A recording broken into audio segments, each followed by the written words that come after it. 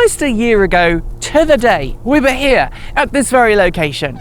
Okay, maybe a few feet that way, on a similarly cold but bright day with a lot of wind and wildfowl making lots of noise in the background to put the Kia EV6 GTLine through its paces. That was a rear-wheel drive variant vehicle, and it was the first of the e-GMP platforms we really dug into on the channel. Spent some time with it and, well, we were a little disappointed. Yeah, we liked the interior design, we liked the overall capabilities of the car, especially the 800 volt super fast charging capability, not to mention the ability to take power off the vehicle using the vehicle to load function that was an optional extra. But while the GT-Line had the looks, it didn't back that up with anywhere near the performance. It was pedestrian. It was writing checks with its body that its performance definitely couldn't cash. But this is a bit of a different beast. This is new for 2023. It's called the GT version of the EV6. To give it its proper name, it is the EV6 GT. And if the GT line is the Diet Coke, no caffeine version of the EV6, this is the full-bodied version. It really is full fat. It's dual motor. It's got an incredible amount of torque and power that we'll tell you about when we're driving. And it could maybe get you into a lot of trouble. But externally, there's not that much that gives it away. Up front, a little bit of tweak to the grille. At the side, 21-inch instead of 19 or 20-inch rims, although there are those lime green calipers, which... Lime green. Scientifically proven to stop the car more quickly. Yes, and we've tested that, and we'll tell you whether it's true. And then at the back, a little dinky GT badge instead of GT line. Inside the interior, while it's pretty similar, it's definitely designed for a sportier ride. And there's a special button that we'll come to. What do you think? I think we should take it for a spin. I get to drive, right? Nah, it's set for me. Bye.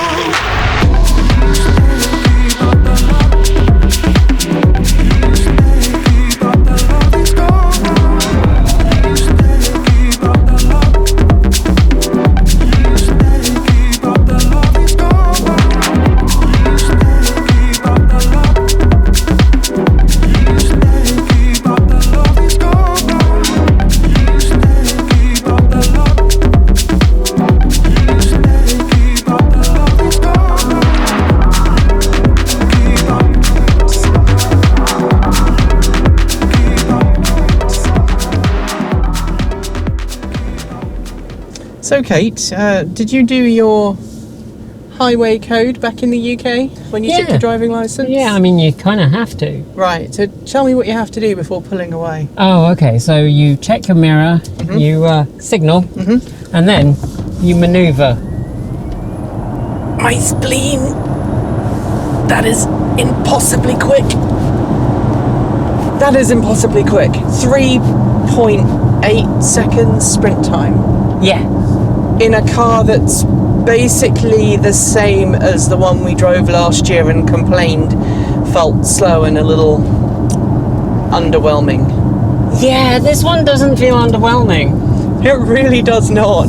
And for the purpose of this review, we're not going to spend a huge amount of time talking about all the stuff that this car has that it has in common with the EV6, because that would be a waste of your time and our time. So the touchscreen display is same, the operating system of the touchscreen display the same, the silly little flip between navigation and climate control is the same, and the number of times I've gone to change the volume and turn the temperature up in the cabin I've lost track. The handy key charger right here for your phone. There's the key charger, but no wireless CarPlay or Android Auto. For no readily apparent reason now. I think it's a licensing issue, honestly. I assume it is. It's just becoming a bit of a running joke. The ability to send the air where you want it to, which I highlighted recently. I drove the Nissan Ariya a couple of days ago, and that's really nice to be able to force the air where you want it to, especially in a vehicle where you're likely to get a little hot under the collar, which this car does. Yes. Yeah, this car is... Oh, this car, it asks you to keep pressing the right pedal. It just... You start, and you start out and you're like, oh, let's just press this little green button and see what it does. It's just an innocuous little green button. And the dash changes. You know, oh, that's fun. And then you press it, and then you're like, oh, this is very addictive. So aside from the 576 horsepower that the GT mode unlocks, which is what, 430-ish kilowatts and over 700 newton meters of torque, 500 and some of foot-pounds, there's also a really cool graphics change on the dashboard when you press the GT button. What, this little button? Yeah, it reminds me of Beat Saber. Okay, I can see that. Or maybe Guitar Hero if you're a certain age. And you want me to play it? I do.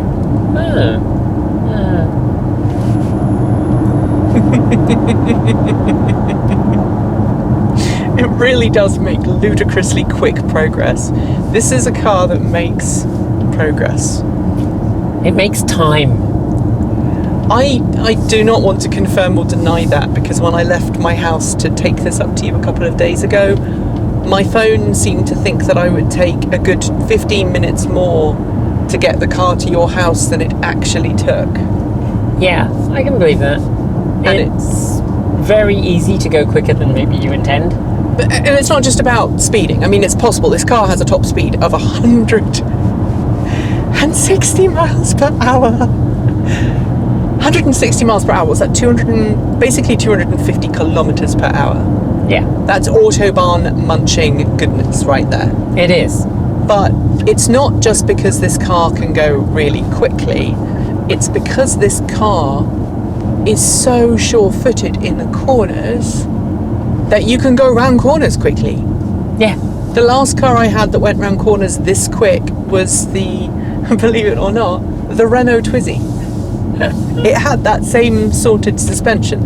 The Renault Twizy, you could go anywhere flat out at 50 miles an hour, which was technically supposed to be its top speed, but it just went everywhere incredibly quickly, and it was incredibly good fun, and this feels very much the same.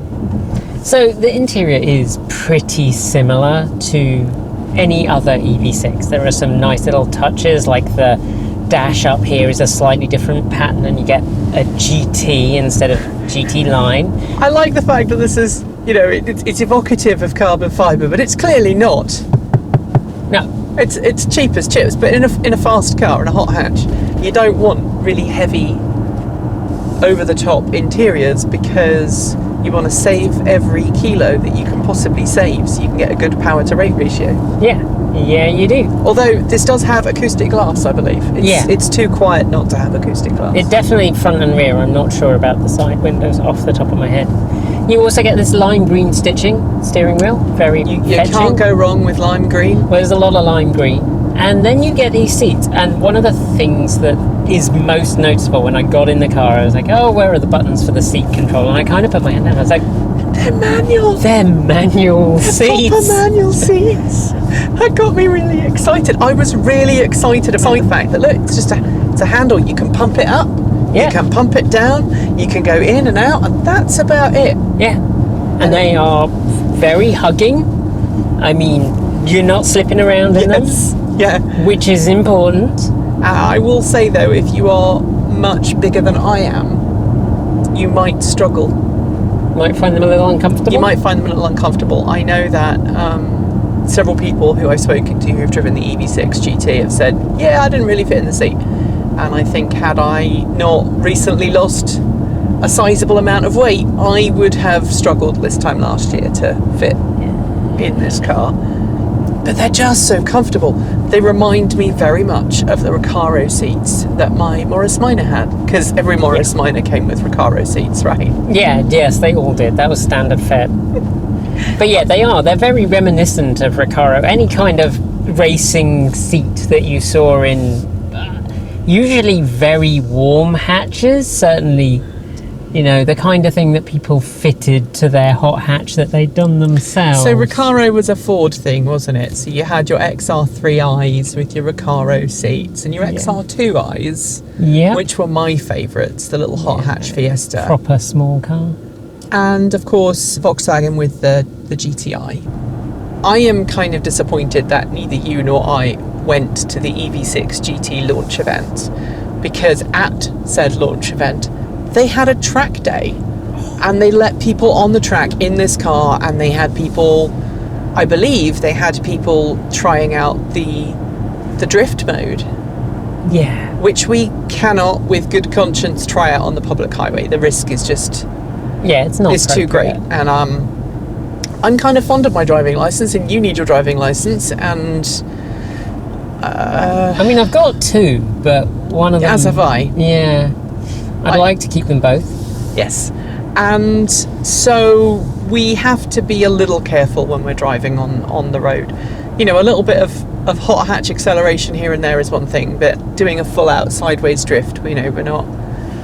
Unfortunately, we don't have the deep pockets of some YouTube influencers and Instagram famous people. So we're going to have to keep this pretty... This is PG rated. PG rated fun with a very, very, very powerful car. And this is a PG rated car in some senses, because it is, unlike a lot of the other high performance vehicles that we've driven, it's a vehicle you can use sensibly. You can stick it in eco mode, you can stick it in normal, and normal is perfectly fine. Right. In fact, most of the driving I've done for the review is in normal mode, and you can do your shopping run. You can take the kids to school, you can, you know, cosplay as a banker during the week and then go track day at the weekend. And I don't think you probably would have bought a separate set of tyres for that, but you know what? You could get a spare set of tyres in this car, no problem whatsoever. You could tape up your headlights if you still have to do that. I don't know if you do that with the latest modern headlight designs. Yeah, but it does feel, it is a family-friendly car that also knows how to be naughty at the weekend. It's a bit like, I guess it's a bit like... it's like the Divine Comedy. Something for the weekend. Something for the weekend. There are a couple of things that I think, other than the fancy seats though, and the fancy stitching, the interior of this car is remarkably similar to the EV6, and I would argue that without having the electronically adjustable front seats, you're actually going to save yourself a bit of money in case things go wrong further down the line. You've got electric windows all round, obviously. You don't have rear wash wipe because the original EV6 doesn't have rear wash wipe. Why do they hate rear wash wipe? But you do get auto headlights. I believe you get auto wipers up front, and you get all of the semi-autonomous driver assistance features that you would normally get in the EV6. Which are genuinely some of my favourite driver assistance features outside of comma. They're not too in your face. They're kind of in the background, but it will more or less keep the car going on the straight and narrow without too much intervention from you, which is great on really long journeys. And this one has lane change assist, I believe. Yeah, it will automatically change lane for you. Although I got some weird moments where it said lane type not recognised, I think. Yeah, I think I saw that once as well. But for the most part, it's pretty good. Obviously, this system is sometimes a little temperamental, but I think that's true of all in-car systems these days, because software is hard, and automakers are realising that. And it's imported from the other e-GMP platform vehicles. In fact, actually, pretty much this same head unit system is used across, I believe, Kia's range, and it is okay. It's not amazing. The navigation system is still kind of clunky, although it did correctly preheat the battery when I set the charger as a destination. Started about 45 minutes before. It just popped up a little alert on the dash and said, I'm preheating the battery for you. You mean you didn't drive hard to do it manually? No, I don't need to with Which this. I think in this car is an option. I think it's pretty obvious that you and I both really enjoy driving this car. Yeah. And I think it's because you get, that incredible amount of torque, that incredible amount of power in a package that's unassuming and not over the top. The interior is not so opulent that you are worried about damaging it. It's got a hard-wearing capability to it, and it also is a car that's not going to cost you thousands of dollars or pounds or whatever your local currency is every time you go in for a service, because it's a Kia. But where do you think this fits in the market? Because Kia's had, its performance line for a long time. GT badge Kias have been a thing for as long as I can remember, and they've always had this hot hatch vibe to them. The idea of being an everyday car, a family car that can suddenly just absolutely spank the competition at the lights or on the drag strip or at the racetrack at the weekend. It is the case that they've done that for a long time, but with electrification, they have really pushed making a new brand for themselves. They've really pushed making a new space in the market, which isn't where they were before. Because where they were before, no matter how they built good cars, was the family-friendly cheap car. The car that you could have as your second car on the driveway, not worry about if it gets dented or scratched in the parking lot.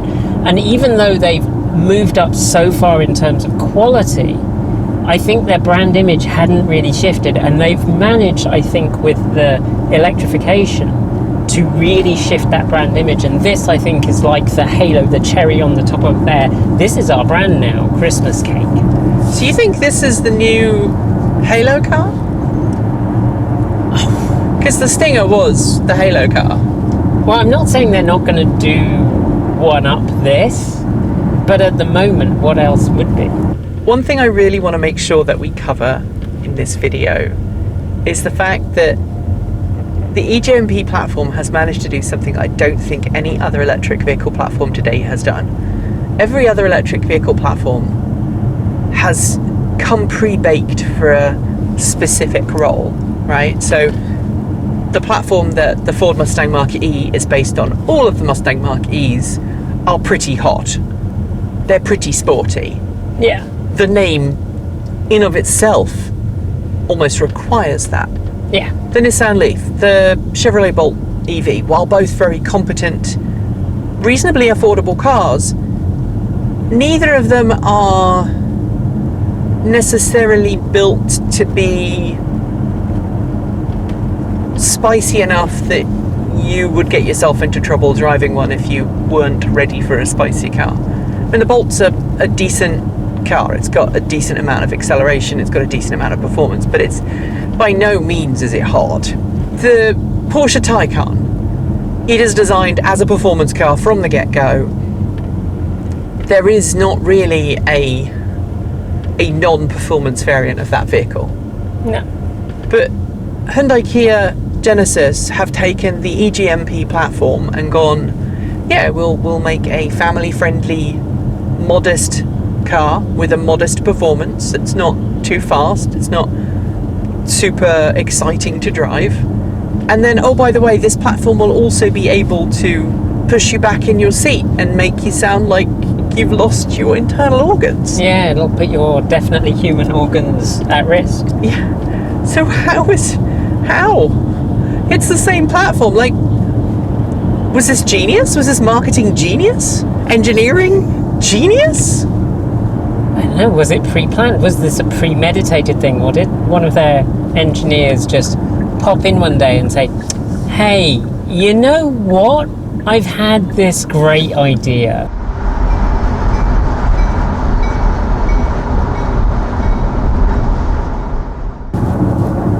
Now I am behind the wheel and I am a local. We're going to take this up one of our local mountain passes just to see how well it handles. And that road is pretty bumpy, and yet this, I know, soaks up bumps really well. I'm kind of surprised because a lot of sporty variants of regular hatchbacks often have suspension that is just so firm it's unpleasant to drive. Yeah, it's pretty typical for the sporty variant to be kind of crashy and harsh, and this, I haven't felt that. No, I mean, if you drive something like a Fiesta ST or a Focus ST when they still made them, they were a lot firmer than the regular cars that they were based on. This doesn't have that. But then this doesn't have exactly the same suspension setup as the standard EV6. It has slightly different suspension up front, and it has electronic control on this suspension. And you really feel that. It changes the damping, it makes it so that it absorbs what it needs to absorb and glides over what it can. And I think that makes this thing a whole lot more enjoyable. I have a suspicion that these seats don't have quite as much padding as the regular EV6 seats, and so you do need that cushioning to come from elsewhere. The other thing that's worth mentioning is that I just love this. The other thing that's worth mentioning is that the steering lock on this is different to the regular EV6. Yeah, it's only 2.3 turns lock to lock. And on a little twisty road like this, it really makes a massive difference. I mean... And I don't know if it's just me imagining it, but I feel like this has much more road feel. Yeah, you definitely know where the wheels are at all times, and they are massive wheels. And 21 inches, right? Yeah, 21 inches and enough rubber to keep you stuck to the road. I'm pushing it in every single one of these corners, and the car is just like, and I wouldn't say it's particularly warm out today, so I've not like warmed the tyres up. There's very little G-forces as you go around these corners.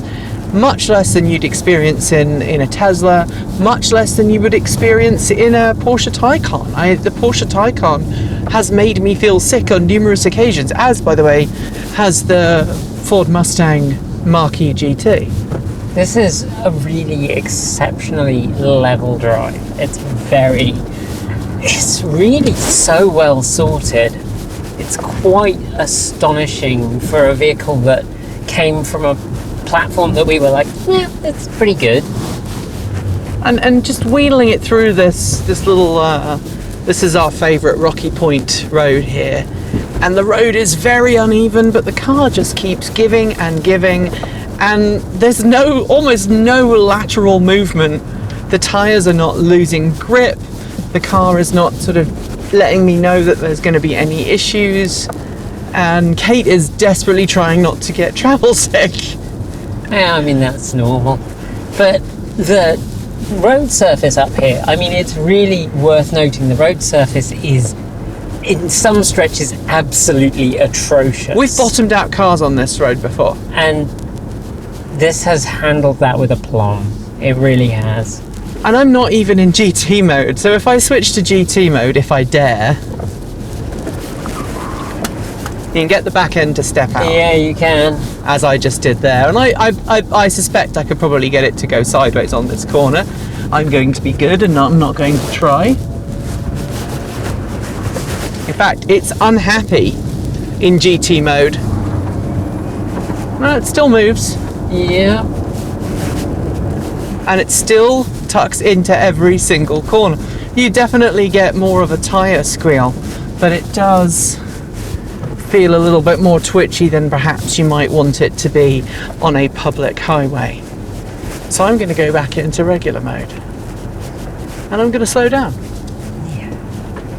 And there are, of course, now 4 modes, so you get an extra mode in this car that you don't get in the standard EV6. Right, so you get the drive mode, you get Eco, Normal, Sport, and then GT. And GT gets its own button. I'm in Sport mode right now, which gives you the super fast acceleration, but with the added benefit of having traction control.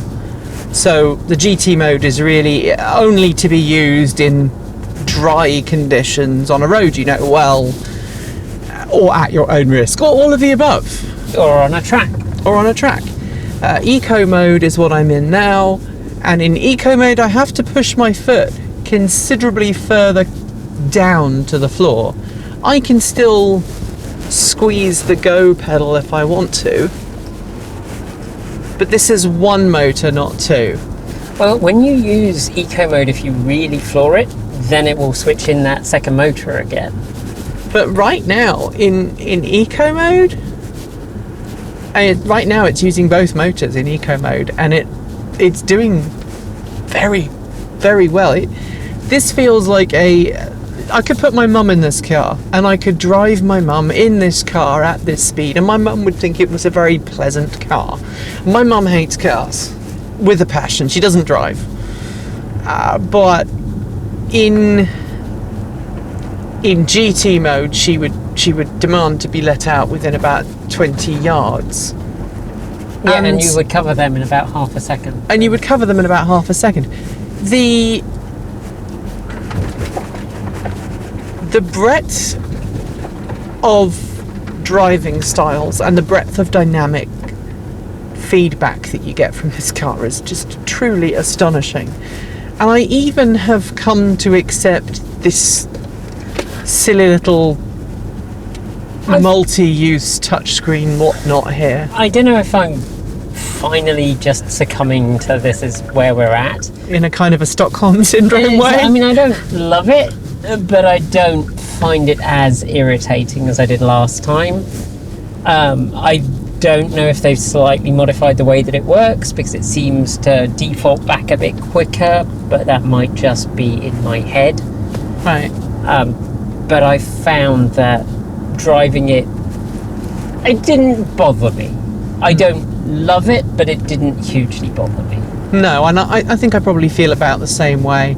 I do love the head-up display, as I have in other e-GMP platformed cars. It's lovely and clear, and I really, really enjoy the augmented reality display. I find that the way it gives directions is really nice and clear. I wish more cars today had head-up displays. Honestly, I think that's the most important driver assistance feature we're going to see for a while, aside from lane keep and you know, pre-collision assist and all of that. Yeah. I like driving in the auto regen mode, which is obviously the same as you get in any e-GMP platform car. It's got paddle shifters.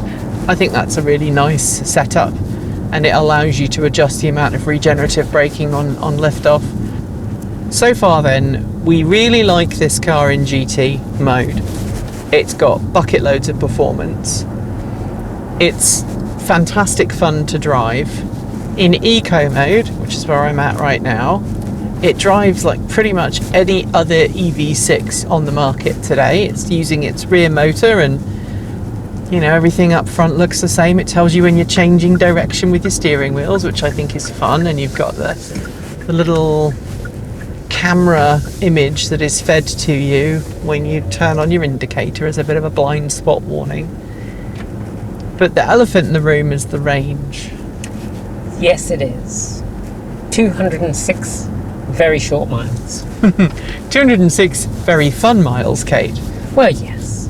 And that's the EPA range rating, obviously. Different markets have different range ratings, but that's very different from the 280 for the rear-wheel drive variant, and 250 for the all-wheel drive standard. So you do take a bit of a hit. I don't know if I should admit to this, but I'm going to. The other day when I drove up this mountain, because to get from my house to yours in the rush hour, it's actually quicker to come up over the mountain than it is for me to go into Portland and round. So yeah. I averaged about 1.2 miles per kilowatt hour bringing this up over the mountain down to Highway 30 earlier this week, because I was pushing it. I don't mind admitting that I was pushing it hard, and in that particular mode I wouldn't have seen much more than about 100 miles. So I guess if you're taking this on a track day, you'd probably be good for about 100 miles of range before you'd need to stop and recharge. But that would happen quickly, because 800 volt DC quick.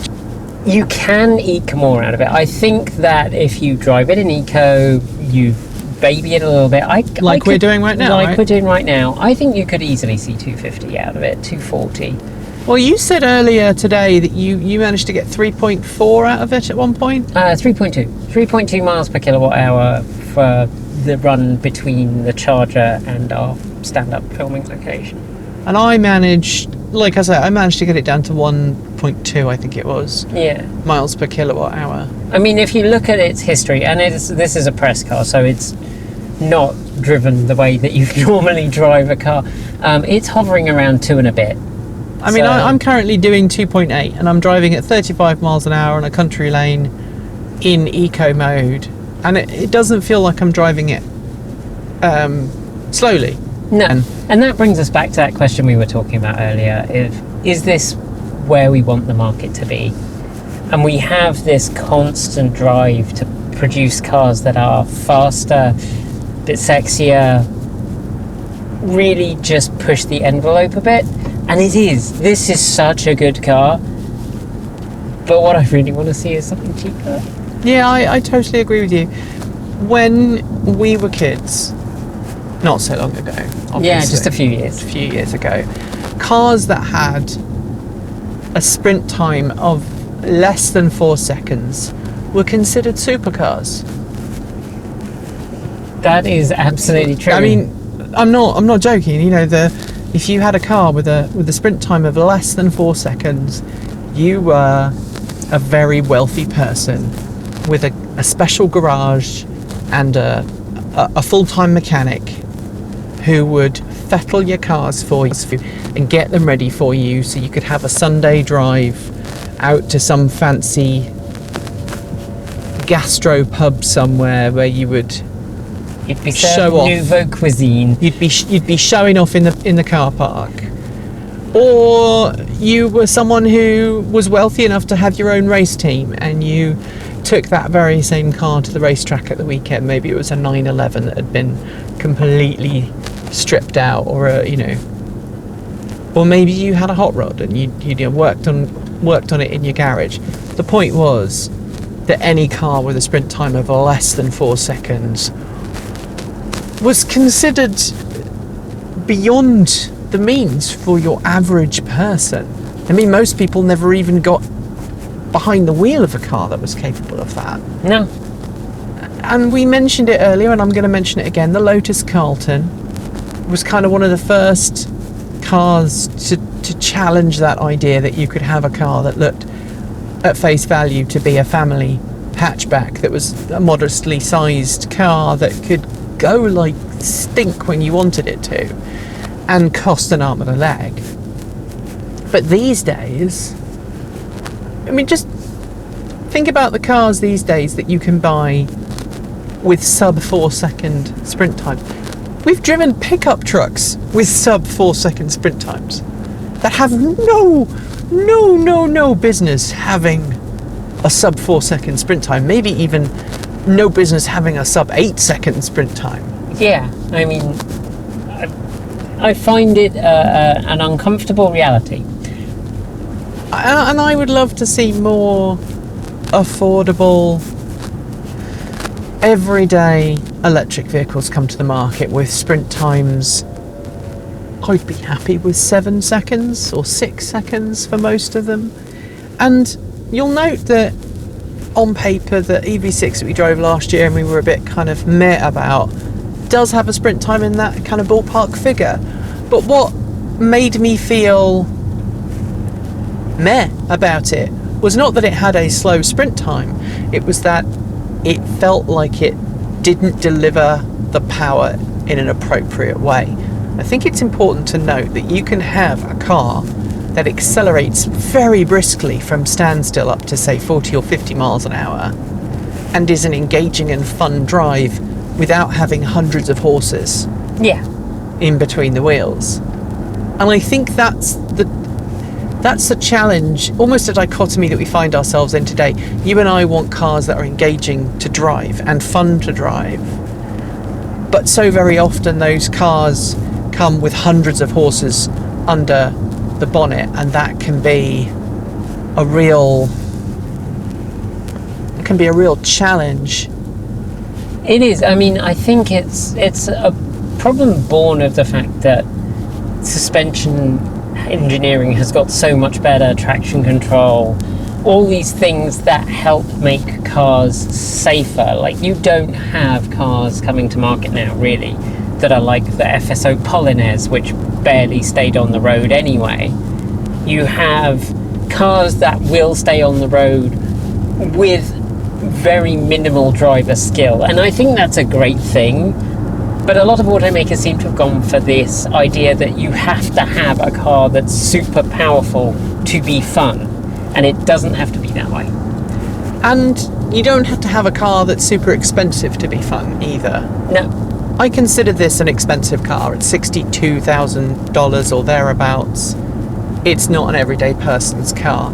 It is, however, extremely aspirational and extremely good fun.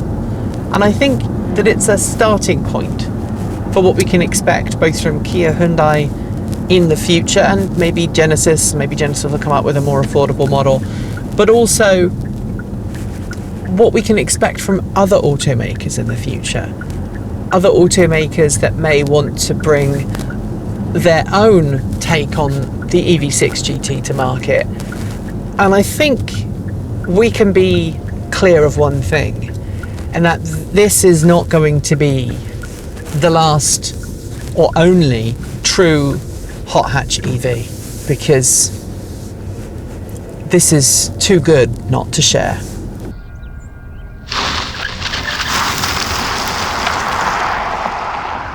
And on that note, we're done with today's video. If you liked it, you know what to do, and feel free to let us know your thoughts in our Discord chat room by reaching out to us on Mastodon, or if you're a Patreon supporter, by leaving a comment on our Patreon page. If you want more, subscribe, hit the bell, and follow the links below to regularly support us with a YouTube membership or Patreon subscription. You'll also find links down there to our Ko-fi, Bitcoin and Swag store, as well as that aforementioned Mastodon server. Scrolling on our right is the list of amazing charged up supporters, and shout outs go out to the self-driving tier supporters: Mike Weeder, Tenny Hyde, Linda Irish, Lance Schall, Mark Eggleton, Cyprian Laplace, John Tremmell, Alan Tupper, Chris Maxwell, Brian Newton, Bennett Elder, Andrew Martin, Sean Tucker, Pedro Muro Pinheiro, Carl Hodgson, Tony Moss, Brophy Wolf, Kyle Fox, Hey Esker, Tesla in the Gong, Dan Blair, Peter Dillinger, Gordon C, Stephen Fremgen, Stephen Williams, Regine Fellows, Chris Asentar and Jim Berness. And finally, out of this world thanks to our top tier supporters: John L. Henderson, Clay Witt, CPU Freak 101, John Lyons, Kevin Burrowbridge, Andrew Glenn, Joe Hughes, Dave Kitchen, Joe Bresney, Nigel S, Matthew Drobnak, Eric Knack, 1 second, Big Scary Truck, Paul Conway, Stephen O'Donoghue, JP Fagerback, Reggie Watts, Marcel Ward, Robert Flannery, Aaron Hunn, Rory Litwin, Ellery Hensley, Will Graylin and Ian. Don't forget, we make videos every Monday, Wednesday and Friday and Saturday on the main channel. Plus we do Sundays on Take 2. And with that, I think that's the end. Yeah, except the guy up the road that just went past us has stopped in the middle of the road, which is why I paused.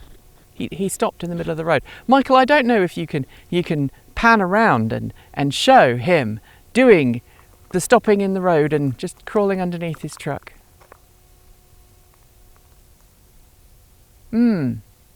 Such a safety conscious fellow. Anyway, as we were saying, I hope that you enjoyed this review. Let us know your thoughts in the comments below. We'll be back soon, but as always, keep evolving.